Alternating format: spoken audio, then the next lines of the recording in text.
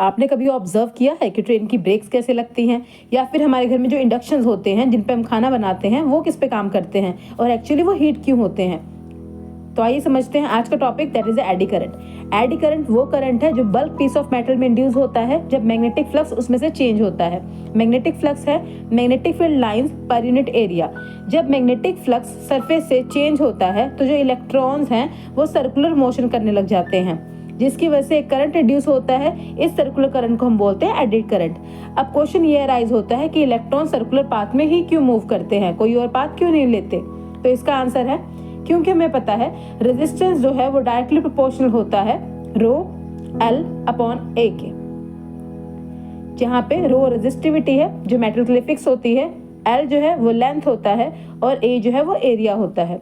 क्योंकि resistance directly proportional होता है लेंथ के, इसका मतलब ये है कि अगर लेंथ ज़्यादा होगी तो रेजिस्टेंस भी ज़्यादा होगा। क्योंकि मेटल में हमें कम रेजिस्टेंस चाहिए होता है और इलेक्ट्रॉन चाहते हैं कि उनके पास रेजिस्टेंस कम हो ताकि करंट ज़्यादा फ्लो करे, इसीलिए वो शॉर्टेस्ट पैरामीटर एक्वायर करते हैं, that is a parameter of circle. इसीलिए वहाँ पे एक तरह का सर्कुलर पैटर्न बनता है।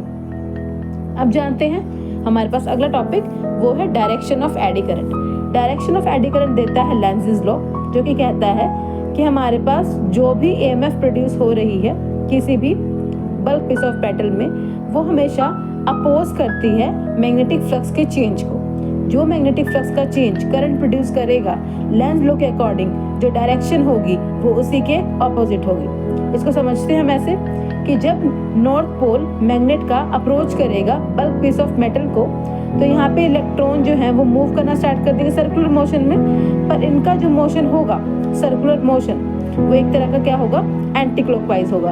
अगर हम एंटी क्लॉकवाइज डायरेक्शन देखें तो यहाँ पे एक नॉर्थ पोल क्रिएट हो जाएगा। अब ये नॉर्थ पोल और जो मैग्नेट का नॉर्थ पोल है दोनों आपस में क्या करेंगे, अपोज करेंगे, जिसकी वजह से EMF कम होगा और करंट कम होने की कोशिश करेगा। तो यही एडी करंट की डायरेक्शन होती है कि वो हमेशा अपोज करता है चेंज इन मैग्नेटिक फ्लक्स को।